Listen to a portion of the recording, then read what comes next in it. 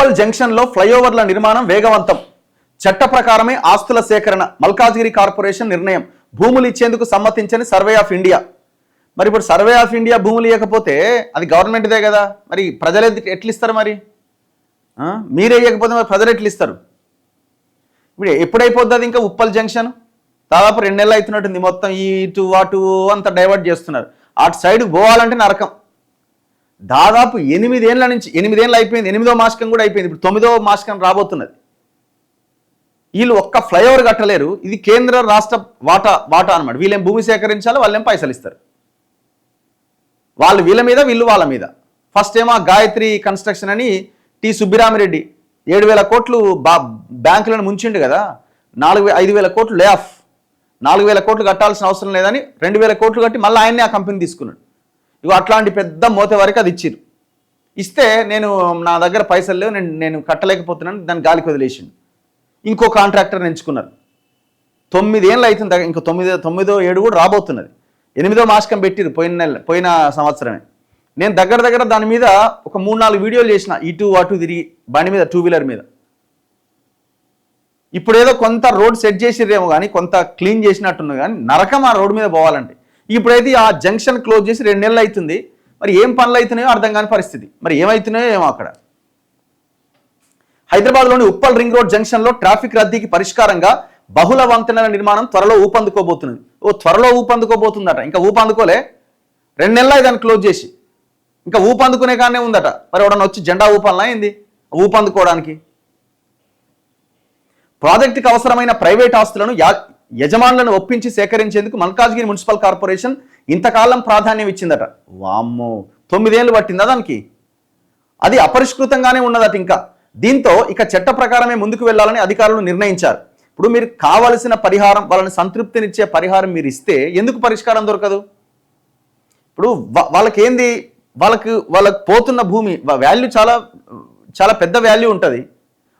పోతున్న దానికి మీరు సరైన పరిష్కారం ఇవ్వకపోతే వాళ్ళు ఎట్లా ఒప్పుకుంటారు?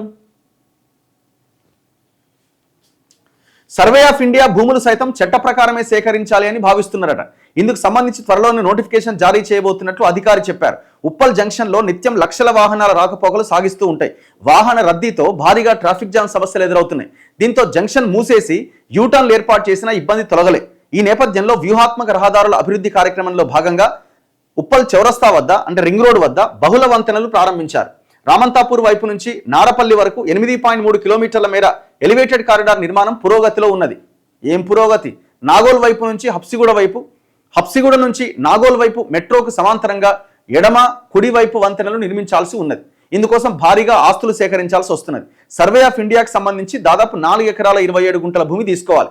రామంతాపూర్ వైపు వంతెన కోసం సర్వే ఆఫ్ ఇండియాకు చెందిన మరో ఎకరం, మొత్తం 5 ఎకరాల 27 గుంటలు ఒక్క సర్వే ఆఫ్ ఇండియా నుంచే తీసుకోవాలి.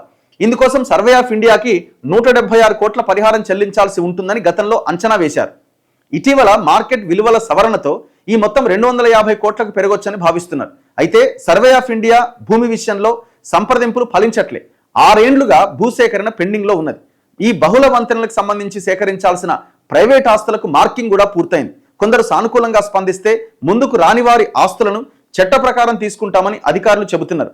భూముల విలువ పెరిగిన నేపథ్యంలో ప్రైవేట్ ఆస్తులకు 480 కోట్ల వరకు చెల్లించాల్సి రావచ్చని భావిస్తున్నారు. అది చాలా ఇంపార్టెంట్ అండి.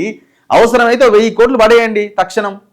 ఏం చేస్తారు ఇక? అది ఆ రోడ్డు లేకపోతే హైదరాబాద్ వరంగల్ కనెక్టివిటీ చాలా దారుణంగా ఉన్నది. ఇప్పుడు సర్వే ఆఫ్ ఇండియా 157 కోట్ల నుంచి 250 కోట్లకు పోయింది.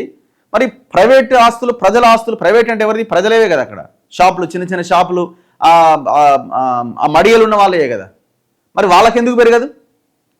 ఇది ఎప్పుడు కావాలి? ఇప్పుడు ఇంకా గిన్నె ఉన్నది ఇది.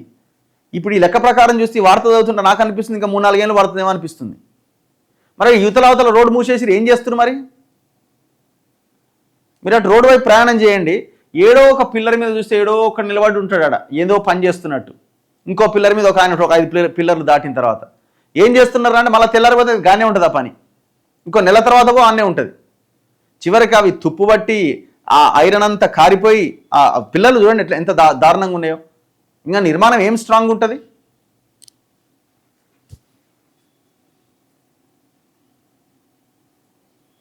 నాకు తెలిసి అయితే ఇప్పట్లో అయ్యేటట్టు అయితే కనబడతలేదు ఇది వార్త చూస్తుంటే.